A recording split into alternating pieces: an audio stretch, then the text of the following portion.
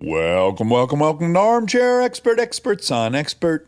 I'm Dax Shepard, and I'm joined in absentia and with great love, Monica Padman. Today we have, as anyone that knows Monica and I will know, the perfect guest, an Olympian. Alexi Pappas is a Greek-American Olympic athlete, a writer, actress, and filmmaker. Alexi competed in the Rio Olympics, setting a national record in the 10K with a time of 31:36. She has a new book out called Bravey, Chasing Dreams, Befriending Pain, and Other Big Ideas. Very fascinating look at what the post-Olympic experience is like. So please enjoy Alexi Pappas.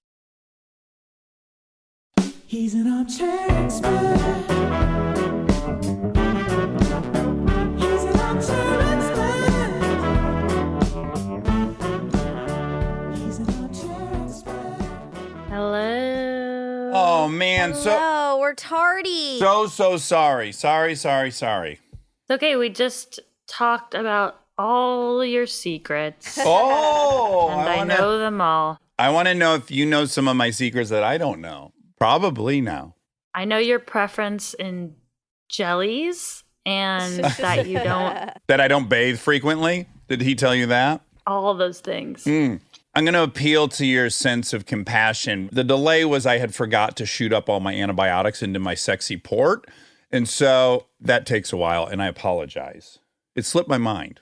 That would be like if I forgot to feed my dog, I would have to do it. There are things that you have to do. And it takes time, actually, because my dog is a pug, and we feed her freeze-dried raw food, and you have to, soak it for a while, and every time she cries while it's soaking, as if she's not going to get fed. Can I make a suggestion, a hack, per se? Please. What's her name? Bernini. So I would lob off Bernini's food at night. I'd put it in the dish, and then I'd put it in the fridge at night. And then when you wake up, we're thawed. That's actually really smart. So it's like the overnight oats of dog food, right? Because it's soaking.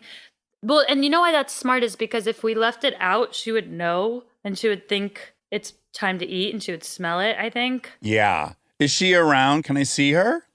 I can get her. No, don't get her. But if she was at your feet, I would want you to lift her up and show me. You said we. Who's we? You've already shown your cards. Okay, I live in a cabin in Woodland Hills, and I live with my husband and creative partner, Jeremy, and with Bernini, our loyal pug daughter. And you will meet her. Pug daughter. There's a way to make that, Monica, one word, right? Because there's a GH in daughter, and then you got a G in pug. Dogder. Dogder. That's your dogder. That's cute, yeah. This dogder. How long have you lived in L.A.? We moved here after South by 2019, when before that I was living in Mammoth Lakes, which is where most people go there to ski. Okay, just you get this for 2 seconds because she's not going to be very... This is Bernini. Oh my God. Rob, snap a pic of this. Yeah, Rob, get a nice photo. Although, you really got to light her. She's so black that you need a spotlight on her to see the features. We'll try to shine a light on her for a second. Oh, good. This is really becoming a thing. Oh my God, she's so cute. She's a pug? Oh, so she's full grown. She was a runt, and she never grew bigger than about 10 to 12 pounds. This is her. Oh my God.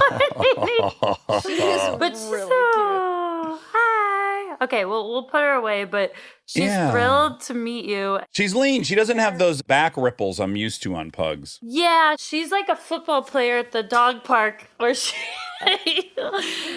will play with the big dogs. She runs. Even though I am a runner, that has been a job of mine. I never forced my child into the sport. Sure. She found it on her own. Yeah. I sound like a crazy person who's like my daughter. My dog is my daughter. So I lived in Mammoth for about 3 years after the Olympics. And prior to that, I was in Eugene, Oregon, which is like the mecca of distance running. Oh, it is because of Nike and the University of Oregon. Yep. So Eugene is nicknamed Tracktown USA. That's like its actual nickname. Oh. I want to give a shout out to a hotel there, the Inn at the Fifth. Did you ever go there? I know the Inn at the Fifth. That's the nice hotel in Eugene, I think. We made a movie there, Tracktown, and we put Rachel Dratch up in the Inn at the Fifth. And that was our our great gesture, you know? Yeah, your generous gesture. When did you go there? Well, my mother lives in Oregon, so we often drive up there, I don't know, a couple times a year. And sometimes, in the winter in particular, if we're going up for Christmas, because the Inn at the Fifth is decorated really pretty, and there's that really neat French restaurant right at the bottom that's delish. And so we, instead of driving straight to my mom's, we'll stop there for the night, and then we'll have a French meal, and we'll maybe go buy some toys. And then we get back on the road and end up in, used to be Hood River the next morning. That's awesome. Did you go to University of Oregon? So I did a 5th year there, which is like your final year of college. I did undergrad in New Hampshire at Dartmouth. Very elite. Unifile. We like that. Dartmouth was like a big summer camp. And then I had this 2 seasons of eligibility left. And even though I was like the worst on my running team at Dartmouth when I got there and was very into improv comedy, I became very good at running during my time there. And I had this 2 seasons of eligibility. And it was like a very difficult decision because I thought I was going to go pursue the arts, pursue like poetry and more wherever improv leads. But I had this window to run. And so I went to Oregon because that was the best school to run at. And it opened up the window to go to the Olympics. Oh, so this is interesting. So then it's not that, or at least I'm now assuming, you weren't on an Olympic track per se when you went to college. No, and I think that's important to say because even though I think every kid kind of dreams of the Olympics to some extent, like I did. Oh, Monica's a big, she really had fantasies of time. grandeur at the Olympics. They were of grandeur because I was never, ever, ever going to make it there. But God, it's so alluring, the Olympics. well, so Monica, if you did go to the Olympics, what would it be? Gymnastics was the dream. But Yeah. I mean, look, in retrospect, I think I dodged a bullet. Not saying that I would ever have been able to do it, but She won't brag for herself, but we took the 23andMe and she has the elite muscle gene. So Elite muscle mass. Probably could have done it. no, I couldn't have. But especially with gymnastics, part of the reason I couldn't do it is because I started way too late. I started at 8. And you have to start at Yes. like 4 to be in that category. And God, your whole life is that. But you didn't Yes. have that. That's so interesting. Yes, because in gymnastics at 8, you're middle-aged. Yes. And in running, and particularly female distance running, you don't peak until you're like, some people say like 34, but it's certainly like later in your 20s. And for me, I think sports were always in my life. My dad raised us as like a single dad after my mom passed away. And I think this was like the only way he knew how to teach my brother and me to fall down and definitely get back up. So we were in tons of sports. He brought us to watch the Olympics in 96 In Atlanta. in Atlanta. And I watched a guy run the marathon that later became one of my Olympic coaches. So it was like, I didn't know that obviously at the time. But so it was in the back of my head, but I was very into performing in another way, which was like the improv theater, the writing. And that's what I did at Dartmouth when I was like the worst on the team, but still on the team. So really quick, you ran in high school, I presume. So I ran freshman and sophomore year of high school and I was very good at it, but I did not like it because running... Because it's miserable. Because it's painful. Yes. It hurts for me just like it hurts for you. Like I'll just say it. It does. But the thing that makes it fun is when you have people to run with, because it's a very social sport. And my high school team was just like, the coaches were not super, I mean, my coach was like actually an alcoholic and had a lot of things going on. And he wanted us to just run and not do any of the other activities. And the other activities were like, whatever you do, student government, like dating, other sports, Yeah. dances, like all the things. And I wasn't ready to quit every other activity and just run as a 15-year-old. And so I had this ultimatum to either quit everything and just run, which I was good at but didn't love, or not run. And so I got like de facto kicked off my team in high school twice. And so I didn't run at all junior and senior year of high school. And I played soccer and did all the things I wanted to do and felt like I was enjoying. but felt upset because I wanted to be able to like find joy in running. I just wasn't ready to be like pushed into it. But the positive outcome of that was that I went through like puberty in a really normal way. And, you know, you had your periods in a normal scheduled Yeah. fashion. Yeah. Good job. yeah. Some of those athletes, right, they won't have a period for Yeah. years. Some people don't have them until like late in their 20s or really, really delayed because they're training so hard at like age 16, 17, 18. And so I wasn't training hard. It didn't feel like really a choice that I made. I wish that like development was more built into the high school running environment. But it's not. Prioritized a bit. Yeah. Really quick, before we move on, I'm curious, is there a physiological answer for the late onset of the peak performance for female runners? Is there like some kind of chemical explanation or physiological explanation? I think it's just that like the female athlete is much more capable than like the kid athlete. Same probably with the male athlete and the little boy athlete. And let's just say we become our full female athlete selves when we're like 20 years old or something. And then you can really begin training at a level that would add up eventually to your peak. I just came up with this idea. I want to see if you dig it at all. If ever there was a sport that was so reliant on the frontal lobe, it would have to be long distance running, because the entire thing is projecting into the future and pushing yourself currently for a reward that is so delayed. And we do know that human brains don't develop that frontal lobe fully until they're out of high school. Okay, wait. So explain this more to me. So that means that once you develop the frontal lobe, you can like participate more in goals that have delayed gratification. Yeah, so most of your brain is occupied with serving its immediate desires and needs. You have a ton of chemicals in there, right? Your pleasure reward system's telling you to go eat this. And then the frontal lobe's the part of your brain that is the last to develop in our last stage of evolution. And it's why kids make terrible decisions. They make like, oh, I'm going to go drive this car drunk because it's going to be awesome right now. And they're just not great at projecting into the future. So I feel like your sport in particular must rely most heavily on the frontal lobe. I never knew that. I never knew why my forehead was so big, but it is. I think that's true. And it is like a sport that's as mental as it is physical when you get into like the long distance running. I mean, those are races of attrition, right? It's not about the heroic sprint at the end as much as it's about hanging in there and being there at the end. Yeah. I want to earmark something about this for later in your story when we talk about starting to deal with depression. And then what I would imagine your training is almost your worst enemy, in that like you have conditioned yourself to ignore the signs of discomfort, and you have put so much time into, yeah, this fucking sucks, but I'll get through it. And there'll be something on the other side of it that could end up being a terrible mechanism for addressing one's mental state at any given time.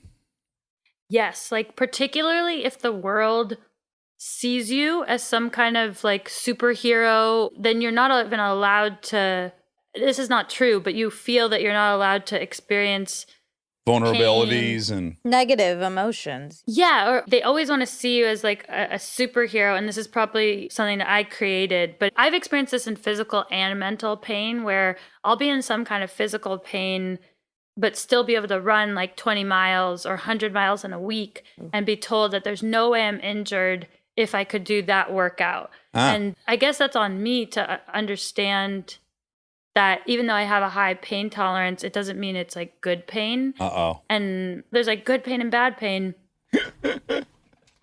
I'm just relating to you. As you see, I have this port in my arm, and I've had 3 surgeries this year, and I have a really high pain threshold. And the people that love me go like, just because you're not suffering from these injuries does not mean you should keep accumulating them.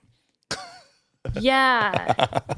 That's a really delicate line. And that's where we rely on people to tell us certain boundaries, like objectively.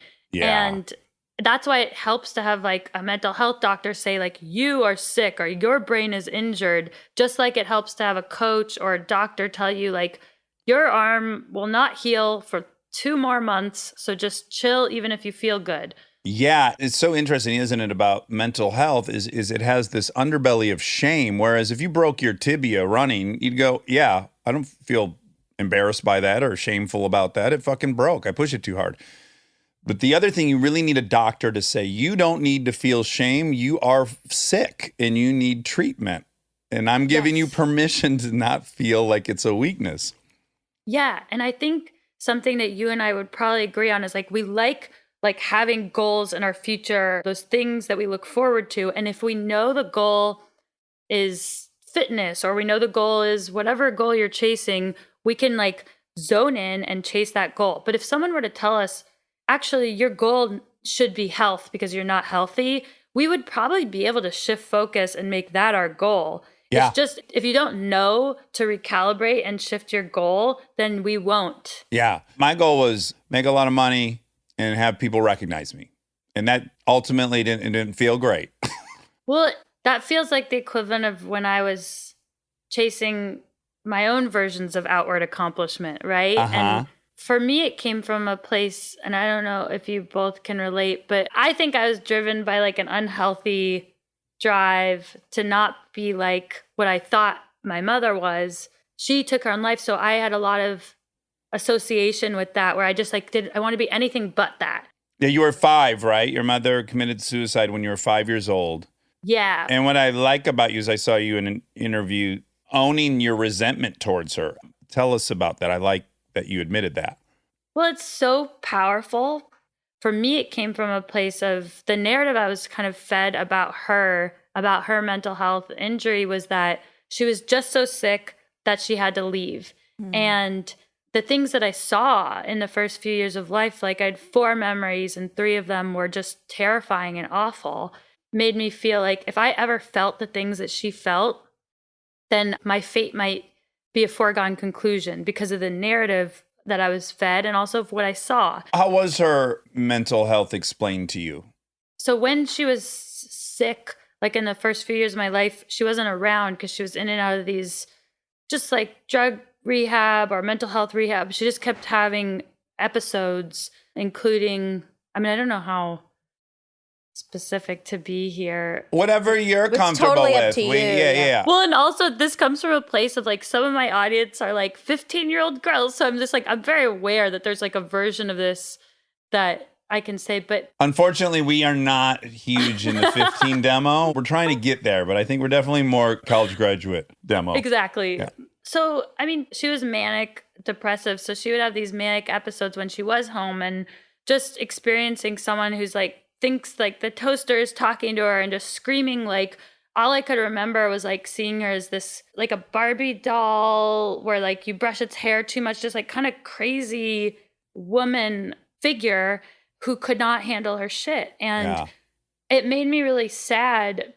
So I didn't really resent her at that time because I was sad for her. And it's hard to feel resentment towards someone you feel bad for, but it's also hard to look up to them. Well, let me just add, have you seen the ACE test you can take, childhood trauma tests? And if you have, more than 3 of the 10, you're likely to have some pretty predictable outcomes. And one of the main ones is do you have a parent with mental health issues? So like what you experience is very, very traumatic.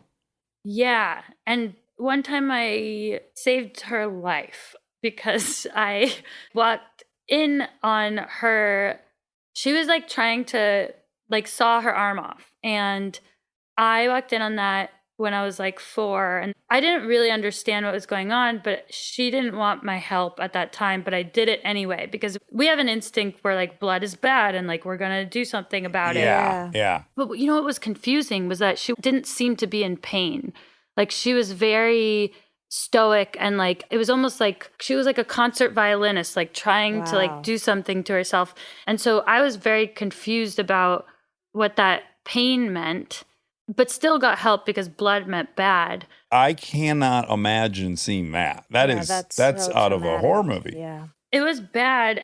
I needed to make sense of it because my dad, I love him.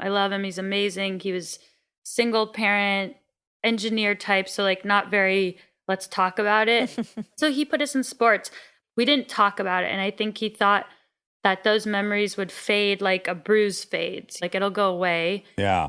but I needed to make sense of it. And I think I did two things. Like, one, wanted to be as opposite of her as I possibly could. So that meant happy, successful, accomplishing all of those things. In control of yourself. Yeah, exactly. And two, I think it meant that I needed to use my imagination, because with the saw, the only other time you see someone using a saw in that way is like in Looney Tunes.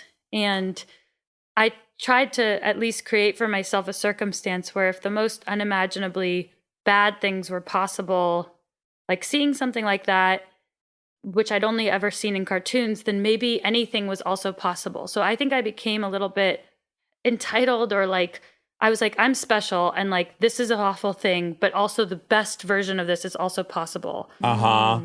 That takes so much strength to be able to turn that into a positive thing. Entitled, I don't think is Well, here the we go. word. We had a 30-minute debate about entitlement the other day. So you're kind of just walking into a previous. But it's, I mean, not to like really hit the nail on the head, but it's brave. It's Yeah. brave to do that, to turn something so profoundly negative. Yeah, I'm relating to it in a different way, and I bet it's not the same. But I took those events that I knew were not normal or deserving, and what I really did is I said, because of this, I deserve something amazing. Yes.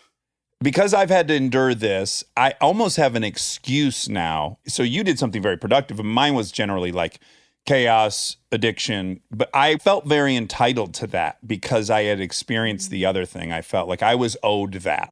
Yeah, I think it was the same mindset, just we made certain different decisions. And I didn't always make the productive decisions. Like sometimes I would like sneak out and drink with boys under, I did things like that. And I was like, well, this isn't as bad as killing myself. So it isn't, and we're talking really, really frank here, but I honestly had like a very weird thing to compare myself to.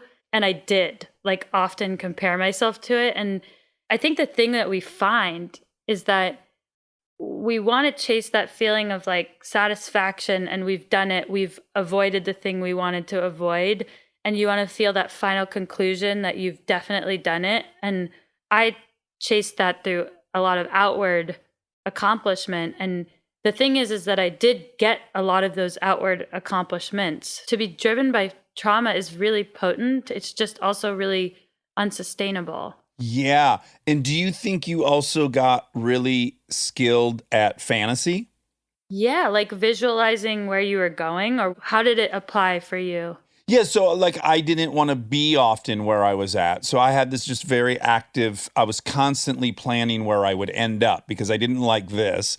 And so with no game plan, I would just sit and practice my interview with David Letterman, but I wasn't going to pursue acting or anything. I don't know why I was going to get there, and maybe that's universal. I don't know. But I do know that I was super preoccupied with this life I would at some point be occupying, where I was really special, whether I was a novelist or I was a musician or something.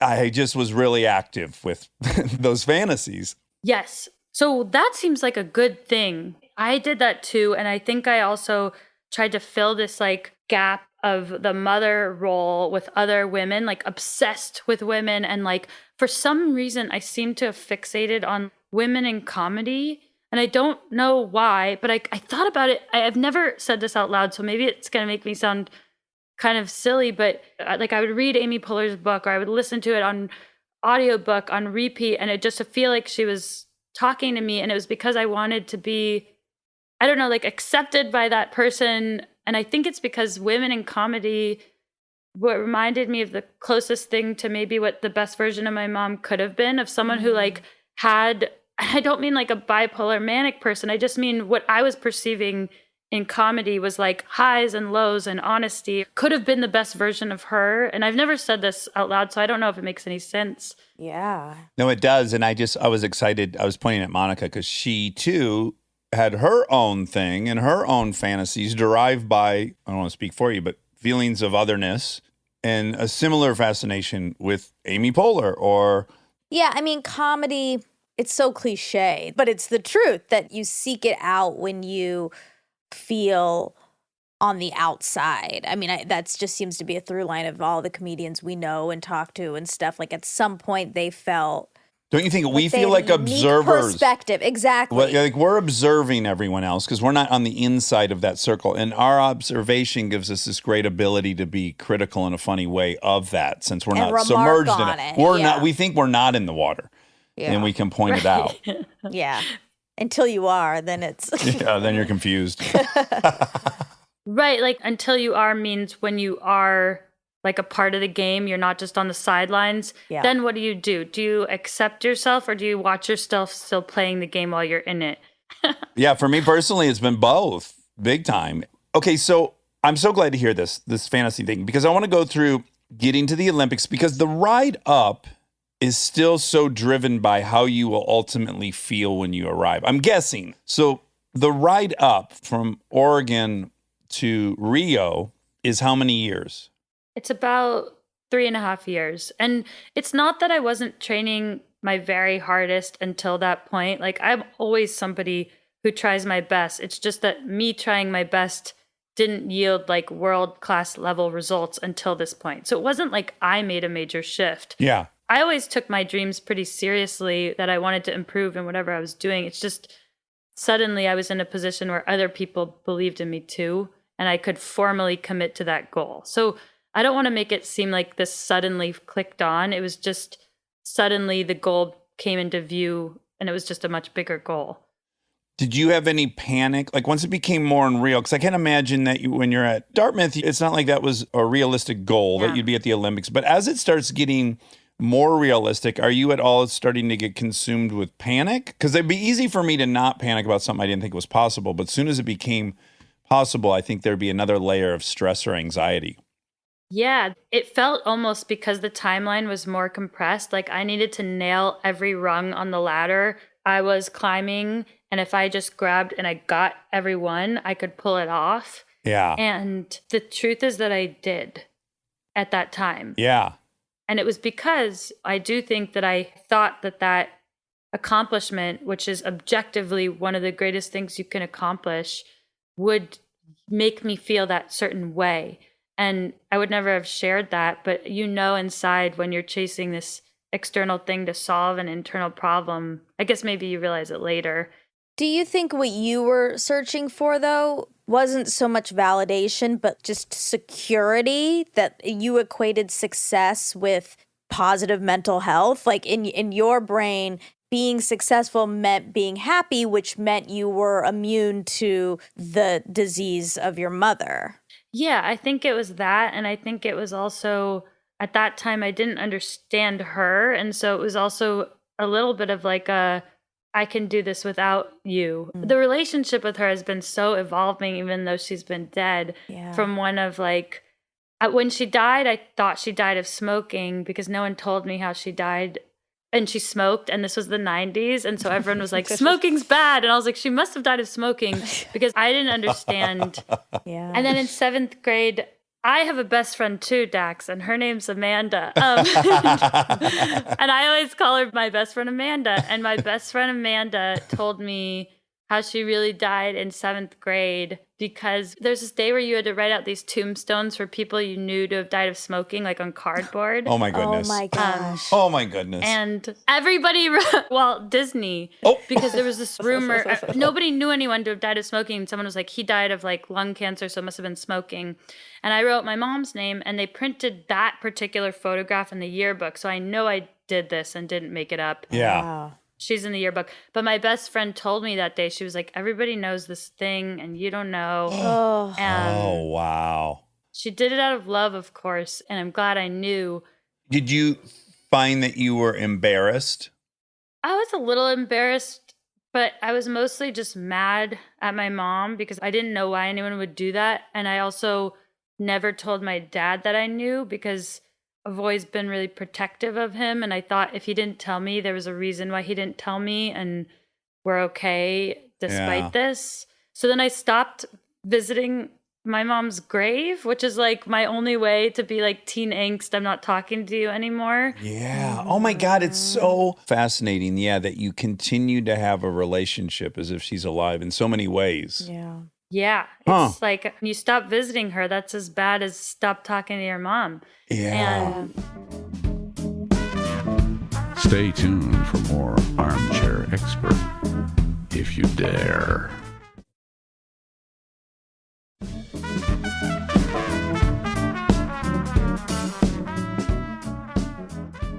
so then when I got towards closer to the Olympics, I still had this, I wasn't as like teen angsty about her and upset, but I definitely did not think we were friends. Uh-huh. And I still wanted to prove to myself and maybe a little bit to her, I guess it's mostly to yourself, that you've turned out okay. Uh-huh. And the Olympics felt like it would be that. Really quick, can I ask one question before we get to the Olympics? Anything. How would you describe your mental state between fifth year at Oregon and then the Olympics? Did you find that you were just generally pretty content, or were you wrestling with anything then? Because the drug works for a while, right? That's what we say in AA. Like, they work until they stop working. So I would imagine this is the period where that all works. Shoveling It works. accomplishments in the hole is working. Yeah, I mean, I like directed and starred and co-wrote a movie at the same time that I was training for the Olympics. And so I was firing on all cylinders and was running 120 miles a week and going through the Sundance lab with this movie. Like, I was like on and engaged and in.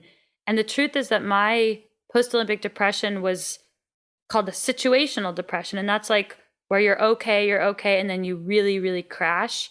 So I wasn't in any kind of depression. I just think I was headed towards a very big one because of the way I was managing myself. The limits of a body physically seem to be well acknowledged and known, but no one ever tells you, because I've had those moments too where I'm like juggling 55 things and it feels awesome. I fucking love it. Like, if I'm dialed in all 16 hours I'm awake, I love it. But I don't really consider like, oh, well, I couldn't run 30 miles a day.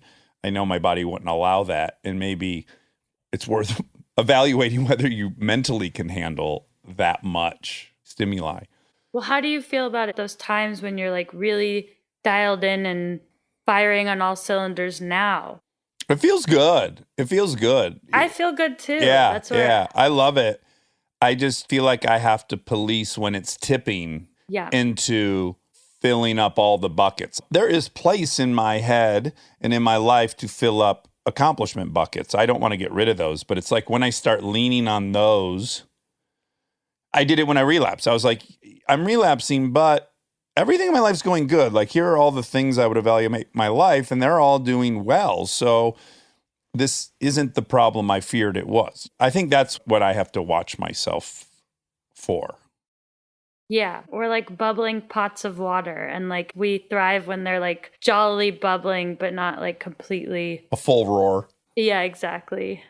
The incessant obsession with accomplishments and work, and like you said, you were training for the Olympics and making a movie, is a mania. It is manic. Like, I have experienced it too, where I get in these modes and I'm like, oh, I've gone into a little bit of a manic zone. And it is, in a lot of ways, Euphoric. yeah, it gives you a pleasure that's in retrospect not great because it's a high that's Untenable. yeah, exactly. Yeah. That will lead to a crash at some point. It just is the balance of life. Yeah, and I think that if we dream chasers, like let's just say the Olympics is one type of dream, but if any dream chaser or goal chaser was aware that there was like a chapter after the dream is either accomplished or realized that you're meant to feel or meant to recover, then this whole thing could be very avoidable. And the truth is that nobody, for the Olympics, for example, nobody talks about the moment after with you because then you might not get there in the first place. And so I don't even know that the mania or the lead up is such an unhealthy or unusual or even avoidable thing, so much as I wish that I had somehow been prepared to embrace the moment after. And I know we haven't even talked about the moment itself, but that is just what I'll say is that like there was no preparation for that. Well, I guess that's kind of the thing I wanted to say at some point in this, which is I think it could sound often like I'm saying, don't bother trying to become an actor because blah, blah, blah. That's not what I'm saying. Or don't become an Olympian. No one should try to do anything. No, I'm saying definitely try to do all that, but be realistic about what it's going to accomplish. It's not going to give you an emotional state you desire. That's really the only thing I'm saying is just like, do that. Become the biggest director in the world, but also know you will look in the mirror and feel the exact same way you did before you were the biggest director in the world. Yes, exactly. And I do think that the post-Olympic depression can get a bad name, and people, they talk about the Olympics being the problem, but it's really just like, I should have been prepared as like a 12-year-old to slowly begin to manage what that would have been like. So I agree with you. The goals are not the problem. The dreams are not the problem, and they are not the thing that should be getting the bad name. It's just the approach. It's almost the love addiction. Like when you learn about love addiction and how people ride that high, I think our dreams can be a form of love addiction because we fill in what our lives will be like and we paint this fantasy, which is just a fantasy. And I think for love addicts, another human's going to give them that. And for maybe dream chasers, it's the dream's going to give them that. And it's really just the real erroneous thought is just that anything's going to give you that. Yeah. And we eventually learn that like the best thing to chase is like trying your best rather than being the best. And that's what now I have like more satisfaction about. Well, you go to Rio, you compete for our country, for the mother homeland. You'll have to adjust that. I compete for Greece. Oh, oh my goodness. Okay. So that's okay. I'm glad that came up. I'm dual citizen. I'm Greek American. So I'm a European American. And that's by birth on my dad's side. And while I am one of the fastest 10K runners in the US, I made the choice to compete for Greece for a number of reasons. But going to the Olympics as a Greek is so fun because it's where it all began. Yeah, y'all invented it. You enter opening ceremonies first. Like when I go over there and train, which I've done for these stints, like girls look at me and they ask like, why do I look the way I look? And they're talking about like guns in my muscles. And it's been a different experience, but I loved it. And I broke the national record there. So like the Olympics is that role model you've looked up to your whole life, right? And you build them up and you hope that they're going to be whatever you hope that they'll be if you ever get to meet them. And for some people, it's not. Like my Olympic coach, his Olympic experience was not everything he wanted. He was like injured.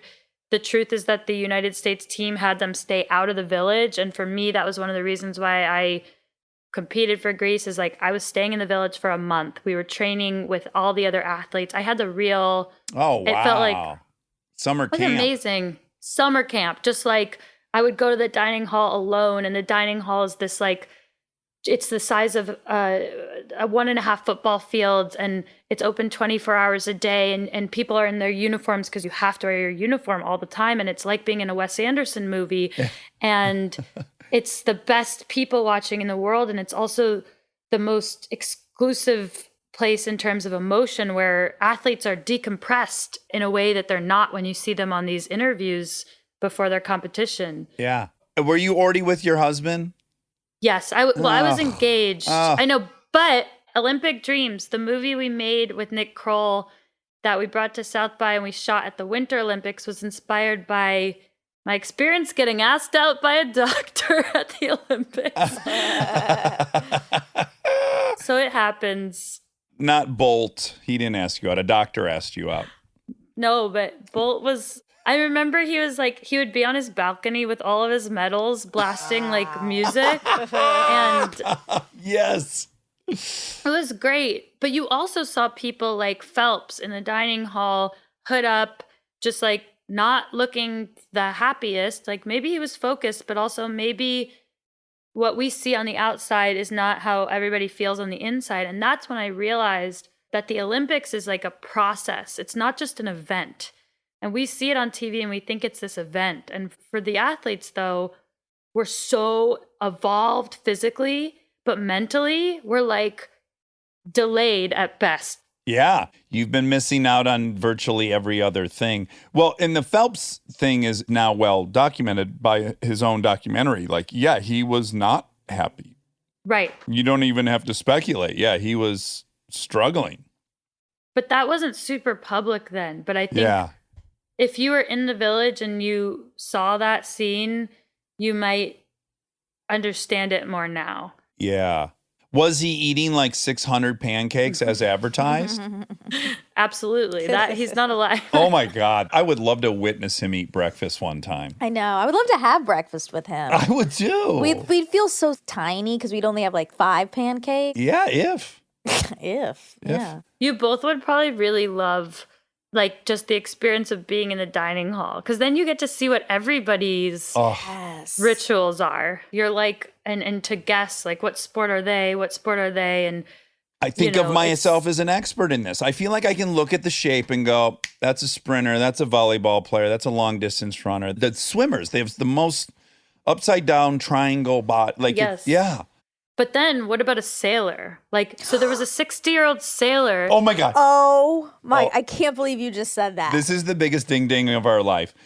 We watched the college admissions scandal Netflix thing. One of the guys that got in trouble was a Stanford sailing coach. And she goes, they have sailing at Stanford. And I go, yeah, I think it's in the Olympics. She goes, it can't be in the Olympics. And then we had this whole debate yesterday. Like what our conclusion was is I was like, I don't know that it is, but if it was, I wouldn't be shocked. And Monica would be shocked. And then you just said this. I can't believe you just said that. So I've met both the youngest Olympian and the oldest Olympians at my games. And the oldest Olympian was a sailor. And I had a meal with him and he was like, I want to say Italian, but I don't want to say the wrong country. So he was saying how wisdom is so important with sailing because the more years you accumulate of knowing waves and knowing wind, the better you are. And so it's almost the opposite of a gymnastics in terms of the age. I mean, of course, there are younger sailors, but he was by all rights in the Olympic Village, had earned his spot. Wow. What was he in, his 50s, 40s? No, I think he was like 60, but I'm afraid you're going to like Google it and be like, he was 38, but he was not 38. I'm not afraid of anything. I'm now starting to consider that I may still end up an Olympian. Oh, you definitely can. You would be so bad at sailing. Why? Because it's so boring? You just wouldn't want to do all the tedious tasks. No, I want an engine. I want a Yeah, gas pedal and exactly. a So steering wheel and an tedious engine. Yeah. sailing. What is sailing? Is it a one-man boat? One-woman boat? You're asking me all the wrong Yeah. questions that I know none of the answers to. We'll address it I in don't the fact know. check. I'll find out all What if about come to sailing. find out the guy you met really just, he had sailed the team to the Olympics. Like he was the Italian team sailor and he took everyone to Rio on a multi-mast ship. Or if he was just like a coach that was just completely lying. Because there are a few coaches that get to be in the village. Not every coach, but a few get to be in there. What decides that? You know, I think that there are, like, every country gets head coaches for certain sports. Like, my coach was not in the village, but every country also gets 6 passes a day for people to visit. And that's where also being from Greece was really helpful, because if you're from the US, Phelps is going to get those passes, or the vice president of the United States, and there's only 6 a day. And so I got to bring my dad into the village. And I cannot tell you, like, you know, my dad's like a Giants baseball season ticket holder. He's like the biggest sports fan of all time. And he just kind of reminds me of Kermit the Frog. And like his eyes have never been so big. So that was the best. Kermit's my favorite person to compare people to. I love all people I think look like Kermit the Frog. He looks like a cross between Kermit and Bill Gates. Oh, which is God. really weird. Wow. Do you speak Greek? I speak enough Greek to have teammates to be there. So I actually got stuck in Greece for 5 months at the beginning of the pandemic, really unexpectedly because of the pandemic. And that's where I learned the most Greek that I've learned. Uh-huh. I was living in a college town and was supposed to race. And then the Olympics got pushed and everything got shut down, and stayed there for 5 months. And so I needed to learn how to like fix my laptop when it broke and like do all that. Right. Okay, so your experience sounds like it was really, really great. Yes, it was everything. Did you have any depression about like not getting a gold medal or anything like that? For me, no, because I ran faster than I'd ever run. I broke a national record. I was also in a race that broke the world record, and 80% of the race broke national records. So it was like the fastest 10K that's ever happened in the history of the world. You were what, like 31, 36 or something? That's exactly it. That is unreal, Monica. What, I need more 6.2 information. miles In 31 in minutes. 31 minutes. Every mile is a 5-minute mile Wow. for fucking 6.2 miles. Wow. That's amazing. Girl, I really can't wrap my head I around know, that. me either. You must not be a hypochondriac, because I would definitely be like, my heart is giving out. Or do you like the feeling of that? Well, first of all, if you have a really good coach, you feel like you could go to the edge. And this is the other thing that when we talk about the mental or physical health, I'm not great at self-regulating, but if you have a coach who can hold you back when they need to, and then know that when they let you go, you'll just try your best. So I had a coach who peaked me. So athletes are like pencils. I mean, people are like pencils where you can sharpen yourself, and mostly you want to be like a dull, strong pencil, but every once in a while you want to like really sharpen the pencil. And that's the Olympics, right? You want to be peaked. And if they time it right, then you're ready to do whatever your mind wants your body to do, and it will do whatever you tell it. Oh boy. Like somehow that's all funneling into like there's something erotic about that. Why? Like you're at peak, Oh, you're boy. in The total word control. peak. Maybe it was the word Oh, peak. Jesus. Yeah. Because it sounds like PQ. That's why so many like children are conceived at the Olympics. Like that is because people are At their peak. They're at Yeah, right? they're at their peak emotionally, physically. There's highs, there's lows. Like there's no more wild, extreme place than that. Dopamine is a waterfall at that point for everyone. Yeah, There are kids conceived at the Olympics. I didn't even think about that. So of funny. course. Yeah. Because Wow. people time their children around these Olympic cycles too. Like if you want to do more than one cycle, some people will like have a child right after. So this makes Yeah, so they'll be Wow. ready to return. Yeah. Oh, wow. Yep. Okay, so you return home. When does it start? When does that crash hit? So my understanding of situational depression is that it kind of begins as like an adrenal fatigue, like it's a nervous system challenge at first. And for me, the moment after is probably the moment when someone should have sat me down and told me that like regardless of how I feel, I need to slow down and not make decisions about my future. Like slow down meaning take a body rest, but also take a mental rest for like a month or two. And the truth is that I wish someone had done that, but the truth was that people were like, celebrate, like go have fun. And it was kind of up to me. And so I kind of took a physical break, but I also didn't take a long enough physical break. But the more important thing was that my mind knew for the last 4 years and probably for the previous 26 years of my life that I had a goal. And I never thought past the Olympics about what that goal was. And as soon as it was over, I wanted to know what the next thing was. And I wanted to know yesterday. And I wanted to make sure that I was doing it.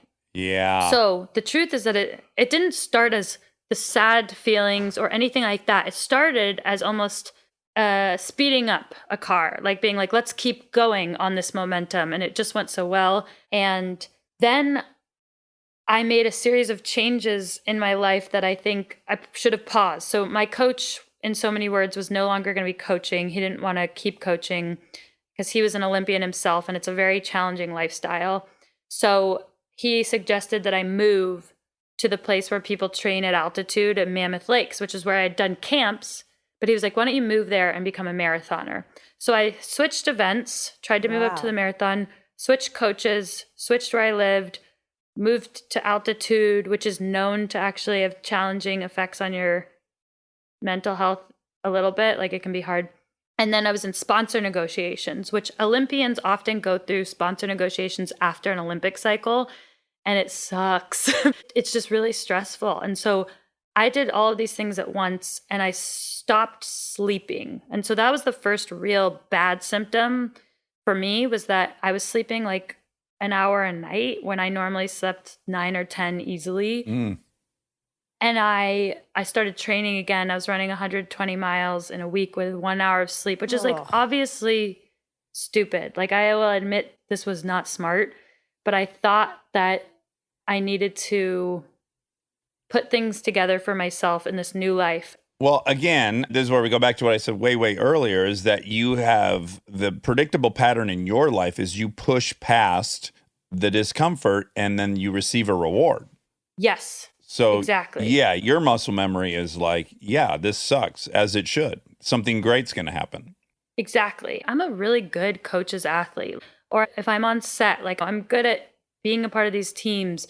But if it's me coaching me or me directing me, I don't think it works as well. And so because no one, and I'm not blaming anyone else, it's just there was no dialogue around this. And also at the same time, the world is asking you what's next. That's all you get asked after a big peak. And even when I released the book Bravey, that was a kind of Olympics. And I got asked a lot, like, what's next? And I get that. I can't blame the media for having that question so ingrained in them. But I wanted to answer what's next because I knew I would be asked. I'm always asked. And then the way the world saw me was someone who just ran a national record, like did this amazing thing. And so I felt insanely at odds with the way I felt and the way the world saw me. So I began to like panic a little bit because I knew that I was feeling more and more out of control. And then the world was seeing me as this like example of control. Yeah. And so I stopped sleeping, but I kept pursuing, trying to figure out all this new event, new sponsor, and I got injured. And this was the first injury of my life. Then I felt even more out of control. What was the injury? It was a hamstring tear, and that most definitely was due to training. That's a overuse thing because I wasn't sleeping and running. Yeah, you weren't ever repairing. Yeah, it makes total sense. And then it wasn't until my dad like heard me on the phone and he could hear some of the red flags that he and my brother made me get help. And they made me get help by scheduling appointments for me that I didn't want to have. And I had to go back to Eugene, Oregon because Mammoth didn't even have mental health in person. It was all telemedicine. And I know during a pandemic, it's a lot of telemedicine, but at that time and in my condition, I needed to be in person with someone. And so I sat down with this doctor finally, and he was, well, first I met this other woman who you're supposed to try to meet more than one mental health doctor, I think. I don't know if you had that experience. Yes, that is advised. So the first woman I saw, I was really honest with her. Like, I'm never lying about symptoms, but she sat me down and she was like, okay, you are like about to kill yourself and we need to put you on like a ton of drugs. And then you need to find a psychologist because I'm a psychiatrist to deal with you.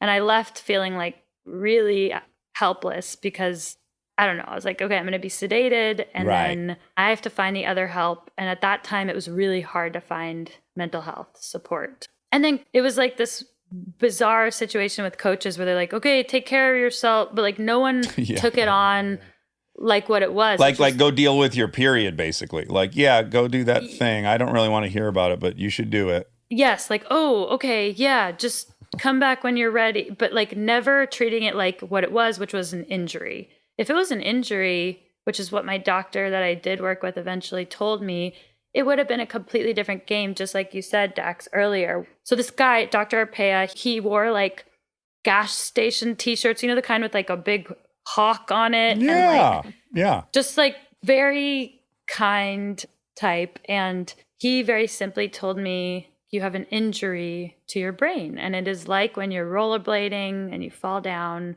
you have a scratch on your brain, and your brain can get injured just like any other body part, and it can heal just like any other body part. It just takes time. And suddenly I completely shifted because suddenly the whole narrative that I was fed about my mom, which was this nebulous, like, if you feel these things, you might have to die and go. And mind you, like her brother took his own life. Her mom was also kind of had some issues. So it wasn't like she was an anomaly. It was like this stuff runs deep. So when I was told that, I was suddenly like, oh, like I know how to deal with my body. And I refocused my goal and he became my coach. Uh-huh. And how long would you say, I don't know what metric we'd assign, but let's say at the Olympics you were a 10, And then on an hour of sleep, you'd probably gone down to a 1. How long working with him before you felt like you were a 5 or a 6?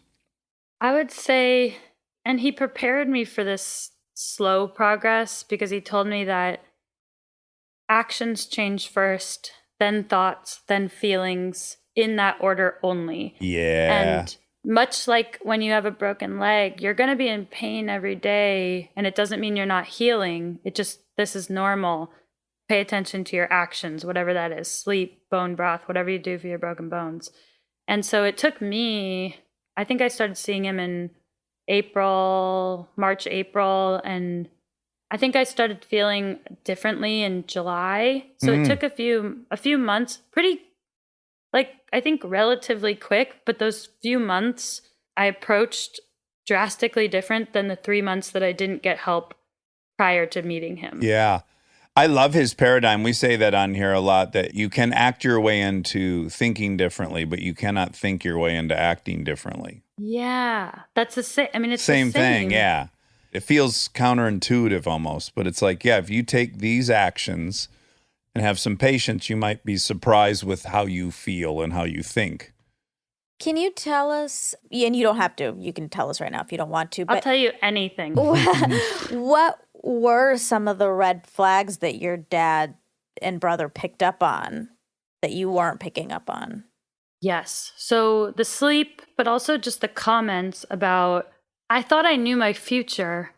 So I said, my life, I have peaked and I had my chance at life, because I think I always grew up feeling like I was going to get certain chances, but I wasn't going to get 2 of the same chance, whatever that meant. It was arbitrary. Yeah.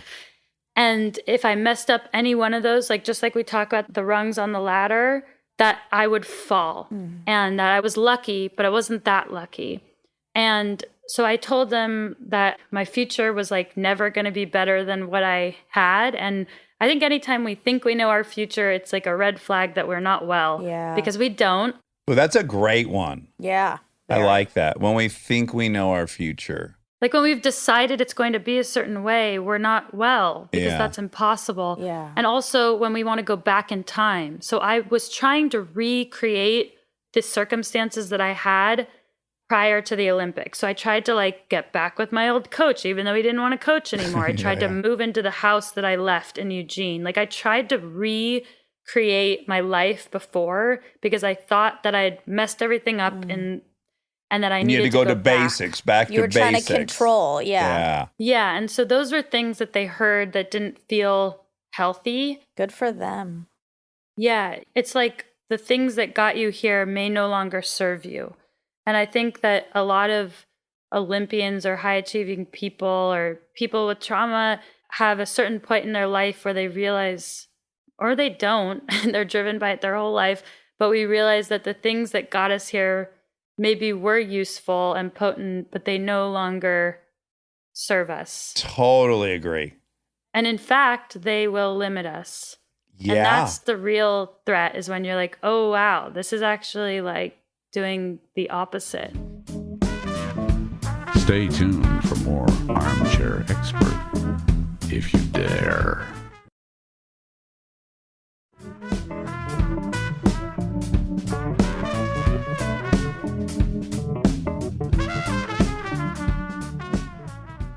Yeah, in my case, it was like, oh, the thing that got you into the party is also going to get you kicked out of the party. Like, I'm too much. I'm very provocative and I'm wild and and like, it got me there. I was interesting for a minute, but then I was like, oh, but this is also going to get me kicked out. Yeah. Like, it's so funny.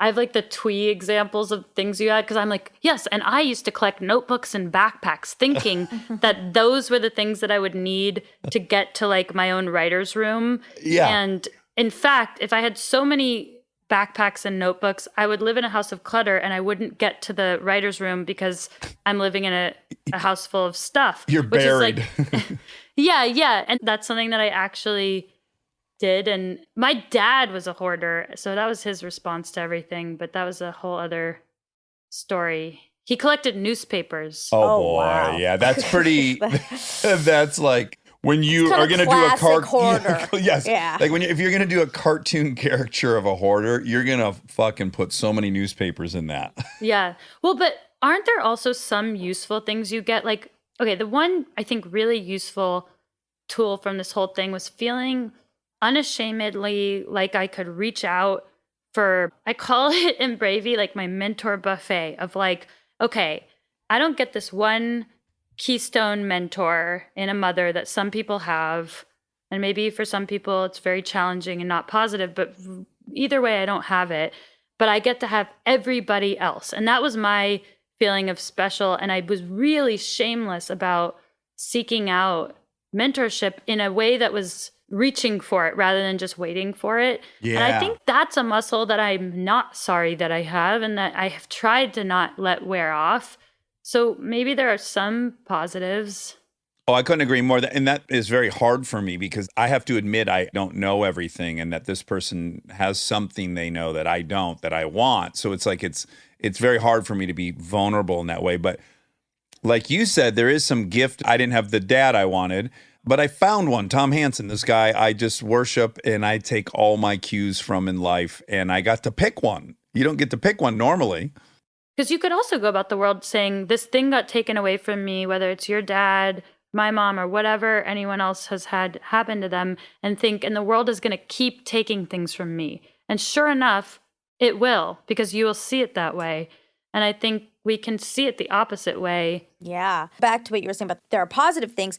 All the negative traits have a positive head to its tail. And I think you just have to recognize the strength and try to maximize that while acknowledging that there's a negative side to it. And I also just think in general, it's a good reminder to not get so married to your narrative and be flexible and be able to say, like, that served me at one point and no longer does. I can let it go. Or when we did Monica and Jess, we had Esther Perel on, and she said the best thing that I think about all the time, that there's a goblin living on your shoulder and it helped you. It was there to protect you, but you don't need it anymore. And you can tell it, thank you so much for helping me and for serving me. And you can go on now to somebody else. I'm good.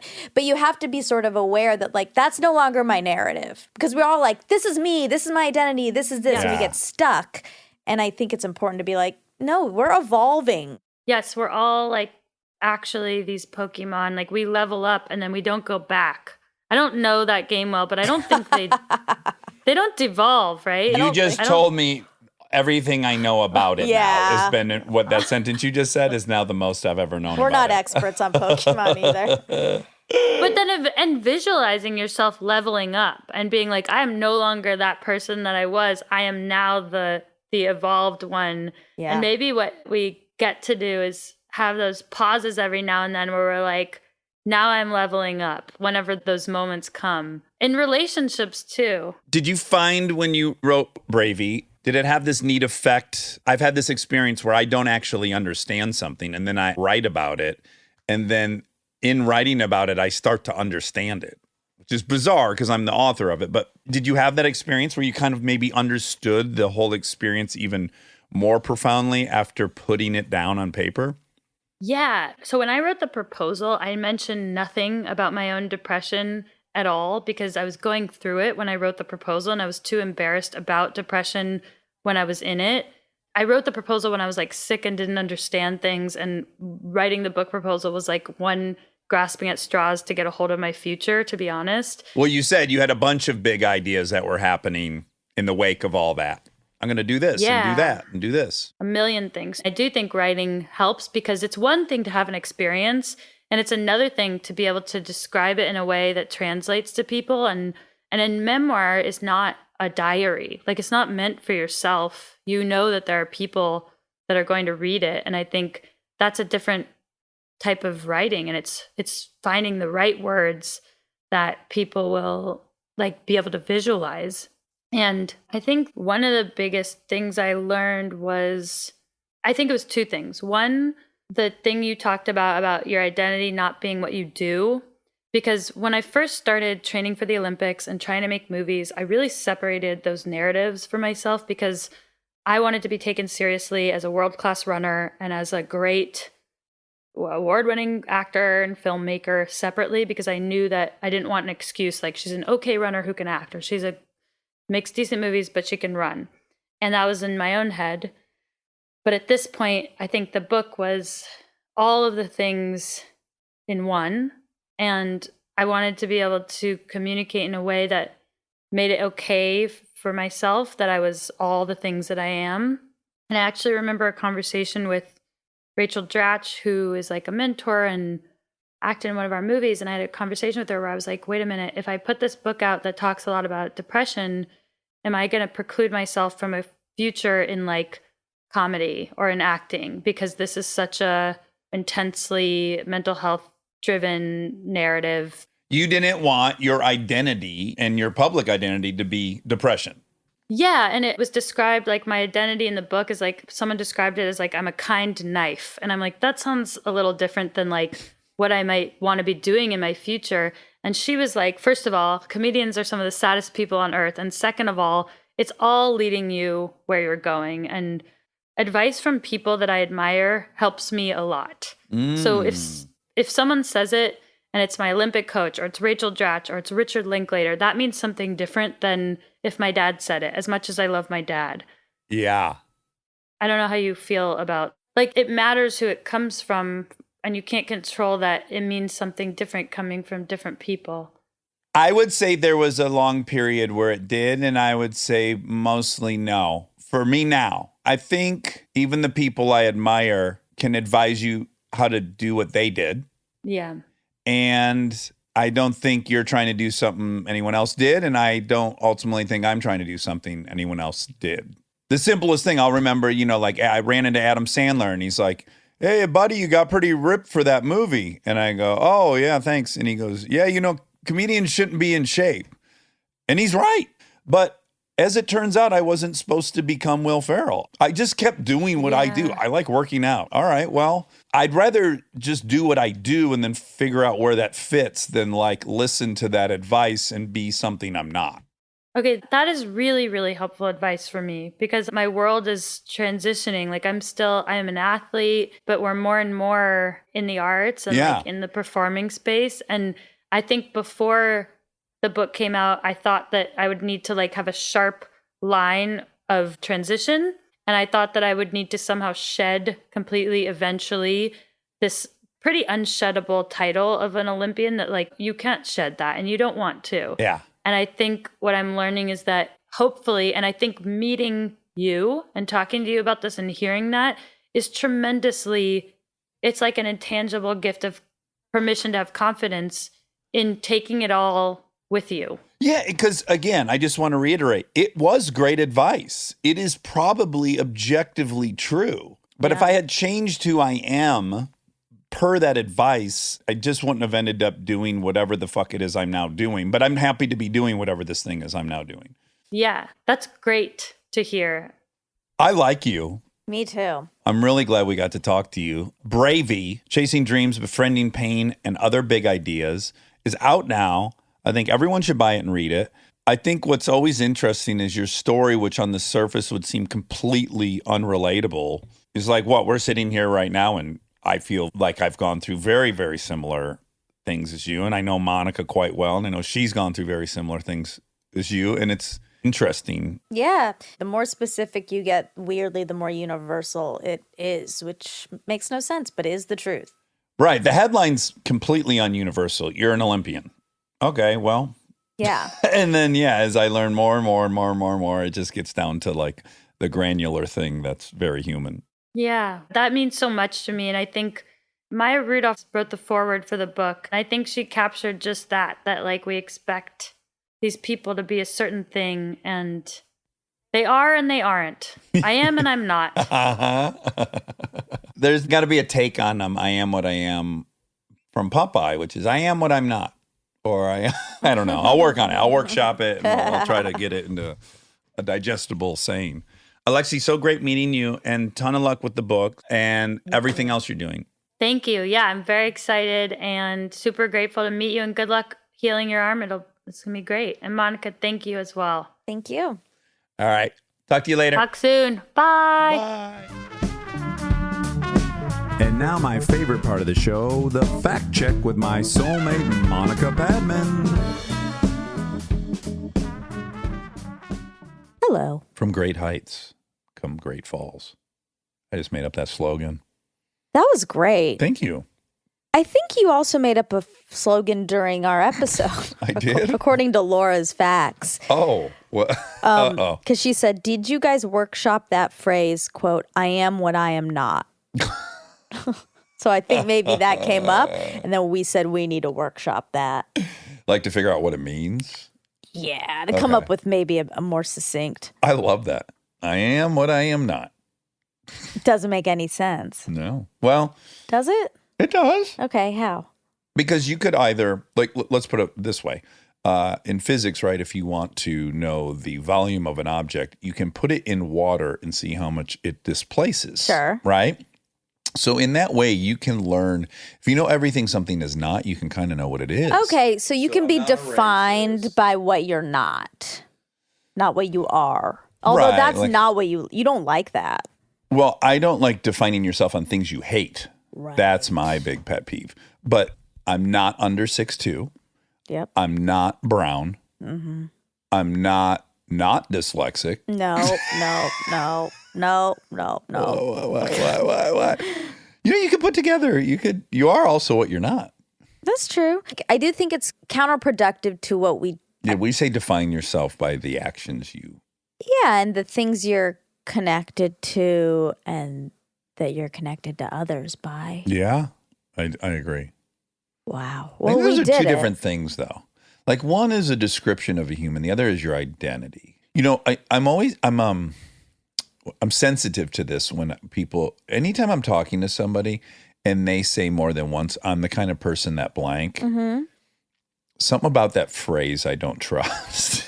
You know what I'm saying? Do you hear it in others at all? I hear, yeah. Like, look, I'm the kind of person that never talks shit.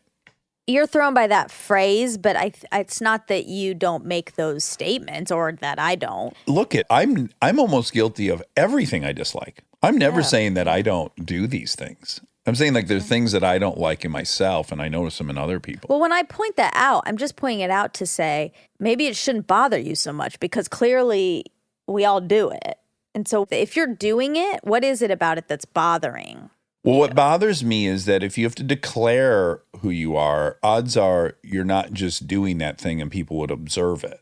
Like you don't need to declare who you are. People know who you are through your actions and through That's your true. character. So I'm always a little suspicious when people are always declaring who they are out loud. It makes me think, well, no, that's who you want to be. If you were that person, you wouldn't need to declare it all the time. Obama doesn't say like, I'm the type of person who takes education really serious. Well, unless he's talking about it to somebody who doesn't know him and speaking on that topic, then maybe he would say that, like, education's really important to me. I'm talking like an interpersonal conversation with two people and the other person keeps declaring what they are. Yeah. It's a little bit of a red flag for me. Okay.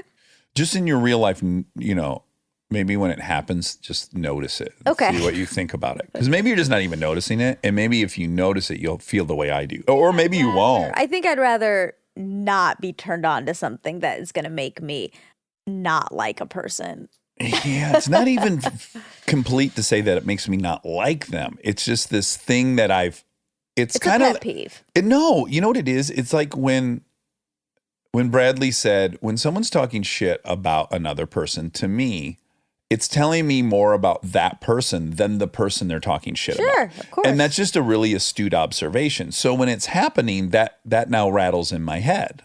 Like, oh yeah, this is one of these times where it's like, I'm actually learning more about you than I am this person. That makes sense. But I think for me, what it tells is you're a person who's attached to your narrative and your identity.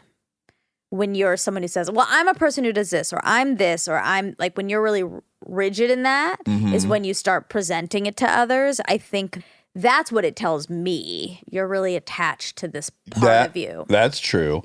I will say it's only a mild step away from someone referring to themselves in the third person, which you would agree you dislike. Well, Right? I've never really experienced that. Well, let's just...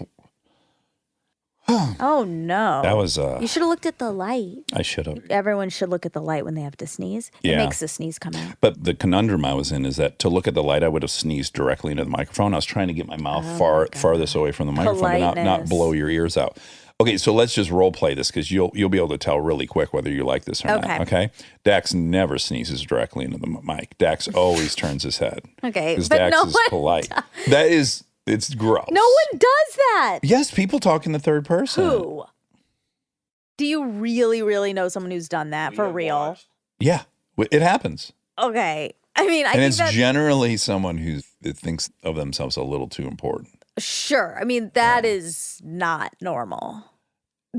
It's not normal. There's even a Seinfeld episode about it. People do it. No, it's like funny. It's like Mm-hmm. this funny thing in the zeitgeist, but have I ever really heard someone do it? No. Oh, okay. I have a bunch of times. But anyways, it feels like a cousin or adjacent to that to say like, I'm the type of person, Sure. feels a little bit like Dax doesn't play. Mm-hmm. I don't know. Again, I'm not in none of these cases am I saying I don't do these things. Well, But when I hope do, you I do a lot of don't. things though that after I do, I'm like, oh, that was gross. I hope you don't talk about yourself in the third person. I don't. Okay. Dax never does that. Stop. Monica doesn't like that. Dax is always first person. Anywho, why did we get on this topic? Well, regardless. Oh, I am what I'm not. Oh, yeah. Okay, well, we solved that. Yeah. It might not be the most efficient way, but it can be done, is all I'm saying. I got to update everyone on my pet peeve. Oh. Have I already talked about it on here? About walking on the sidewalk? I don't think I have. Tell me. Oh, wow. This is my ego. Okay, now this is layered. This has now gotten really layered. Okay, so I've always had this pet peeve, and I've been realizing it's resurfaced lately, which is when you are running on the sidewalk and people do not move. They don't accommodate. I'm running on the edge. Sure. On the edge of the sidewalk, I'm taking up a very tiny amount of space, and I'm running. Yeah. I'm doing the hard thing. Sure. And people are walking towards me in like a group or like two people, and they're taking up the entire width of the sidewalk, and they're not adjusting. And it makes me so irrationally irritated. Yeah. And also, let's add dogs into the mix. Yeah. I mean, no one wants to move their dog. Sure. And, Well, because they're a rescue. who rescued who? Exactly. Dax rescued Dax. So I hate that. And it makes me really irritated. And one time, years ago, I was behind someone and they had their headphones in, they were walking their dog. I was running behind them, and I was like for a while behind them to have them look at me and move their dog, and she didn't notice me. So I ran around, I ran on the grass around, and the dog jumped up and bit me on the side of my stomach. Broke skin, went through the Oof. shirt. Did you get a rabies shot after that? No, You might be rabid. Maybe that's your I fiery wouldn't be side. surprised. Yeah, me either. So she took her headphones out and was like, "Oh, I'm so sorry."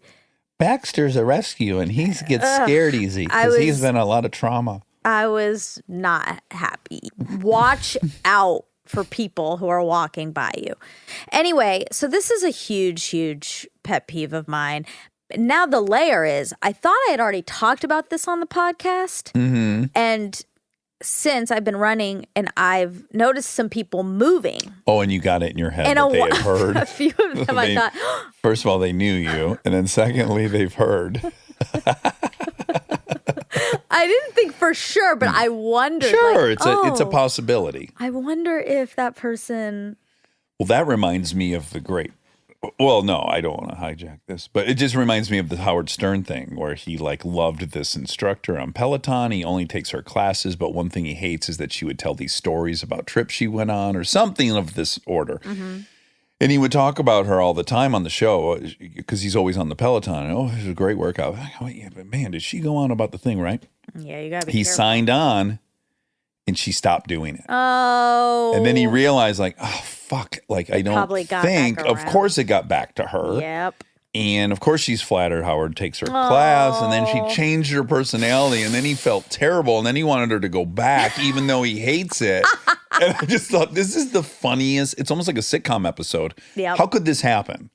Oh, no.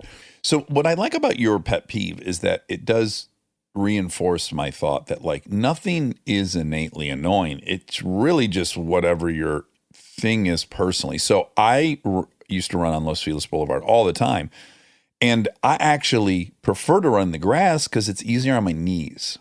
So, like, I see people come in and I, like, get over super early to let them know, like, don't even sweat it. I'm going to go on the grass. Why wouldn't you just always run on the grass then if you preferred it? Well, because quite often there's driveways, and sometimes it's worth it to commit to this strip of grass. But if the strip of grass is only, like, 100 feet long, I won't do that, because then I think it's worse switching back and forth from concrete to grass. mix. But if I can do like a good quarter mile on the grass, I'll do it. Okay. But anyway, I don't mind going on the grass at all. Okay. And I am thinking, like, oh, I'm coming really fast and they're kind of going slow. What? No. If you're going fast, you're the one working hard. It's very easy for them to step to the, and no one's saying get off the sidewalk. I'm not saying. Well, I could see where they're like, the sidewalk is for walking. It's not for running. These weren't built so people could run. This isn't a track. So I'm doing the thing this was designed to do, which is walk slowly. And if you were coming at me slowly, I'd have all this time to get over on the side to let you by. But because you're sprinting down the thing, now I'm now in this position where I've got to react really quick. No, you because don't. I'm you've not like a lightning bolt. You can see like Flash. me. You can see me from far away, and all it takes is literally one tiny step to the side. If you're walking in the very middle of the sidewalk, Yeah. you're doing it wrong. Walk on the right side of the sidewalk, and the other person will walk on the right side of the sidewalk, or run, or whatever. Yeah. And that is how you accommodate everyone. And if you're walking in a group and you see someone, you have to adjust. Yeah, it annoys you and it doesn't annoy me. I would say that there's a very good chance that most people do move out of the way for you because you're a big guy. People don't move out of the way. I move out. I always preemptively. I don't ever try to run by people walking on the sidewalk. Okay, forget running. Walking. When you're walking down the sidewalk, people are probably noticing you They're crossing the street. and they're crossing the street. And then I have to whistle Vivaldi. Or I'm serious. I know you are, but I'm having fun. Well, You want me to get mad with you? I mean, I want you to take this seriously. I do take this serious. I recognize that this makes you very upset. I'm not telling you not to be. I'm pointing out that, like, so within your pet peeve, there is one that we're similar on, is I can't stand, and I feel like this is more of an LA thing than like a Michigan thing, is that people in a group are out to lunch. Like, if they're in a group, they're completely blind to the rest of the world. That's a part of this, yeah. Yeah, so like they're talking to each other and they don't even consider that other people. So that's one of my pet peeves. But the not moving out of the way for me when I'm running is not a pet peeve of mine. Let me pose this to you as just a defense of those people. So if you're walking, it's kind of like driving in the right lane versus the left lane. So if you're walking, you're going to be passed by eightfold the amount of runners as you're going to be passed by people walking. Because I often also walk down Los Feliz Boulevard. Yeah, me too. I also walk on this circle. Yeah, when I'm walking, I get passed by like 5 runners for every 1 pedestrian walking down the sidewalk. So they might think, like, there's so many of them, they're moving so fast, and they all seem to move. I move out of the way, and all the other runners I see tend to take to the grass really quick. So you kind of get in this habit of they're going to come by a ton, but they're going to move to the side. If someone's walking at me, that happens less. I'll accommodate and get over. But if you see someone on the same sidewalk as you, running towards you, on their side of the sidewalk, and you are not on your side of the sidewalk, why wouldn't you move over to your side of the sidewalk? Well, because 2 reasons. One, all the runners seem to just run around on the grass. Why do they shouldn't have to? Whether they should have to or not have to, in practice, most runners just run on the grass. That's when I'm walking on the sidewalk, runners are always just, before they get to me, they go out on the grass. When I run, I go out on the grass way before I get to people. That's just how I do it. I'm not saying one's right or wrong. But if you're, the pattern you've just been exposed to 8 times in a row is that runners go out on the grass and then you come along, you might be the anomaly for them. They might be thinking, oh, you're going to go out on the grass. I don't need to move. All these runners go out on the grass. I don't know. I mean, it could be that simple. It could not be that they think they're more important than you. I don't know. I just, that's not how anyone operates in the car. That's not how anyone operates. You make room for the other people. You should. I do. If I'm walking and I see someone coming, I make sure I'm not in the very middle of the sidewalk. And if I'm standing next to a friend walking and someone's coming, I get behind my friend. Me too. Yeah, that's how people should operate. Anyway, that's There my might, business. though, be a fun, because I'm in AA, that would be something that I would work through this. Are you the type of person that? No. What do I want to say? Mode? I would work it through this system. Like I would go, oh, I'm getting really upset by this thing. Now I want to run it through this system to figure out what fear of mine's being triggered. Instead of just like hanging your laurels on they're wrong and I'm right, it might be interesting to run that through the diagram of why it affects you. Yeah, I don't like feeling like people aren't taking me into consideration. That's obviously what it is. Yeah. That is happening, and that's my issue. And people should take other people into consideration. Yeah. So both things are happening, where I think one thing is societally we should be paying attention to each other. And I don't like not being addressed or Seen as equal. yeah. So That was fun, now though. that we're done with the grievance section. Alexi, very fun episode. Yeah. I really dug her. Yeah. When do most female runners, athletes get their periods if they're training really hard? I couldn't really find that. Obviously there was a lot of info on runners missing their period. That's common. It's not very good. To miss your period? Yeah. How come? No, it's not good when your body is decidedly not having a period because it's Doesn't have the resources to get pregnant? It's called athletic amenorrhea. 60% of women athletes have amenorrhea, athletic amenorrhea. Oh my God. Amenorrhea. It's really hard to say. Amenorrhea, disturbed menstruation due to the demands of the high intensity training on the body.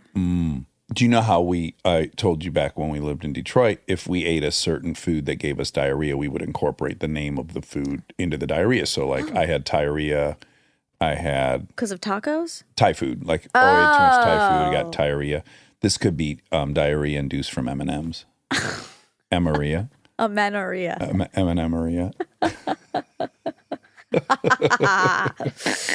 Oh boy. Okay, so this has to do with estrogen, testosterone, progesterone. They're unable to ovulate and often suffer from certain vitamin deficiencies, lower than average intake of antioxidants, and lower body mass index.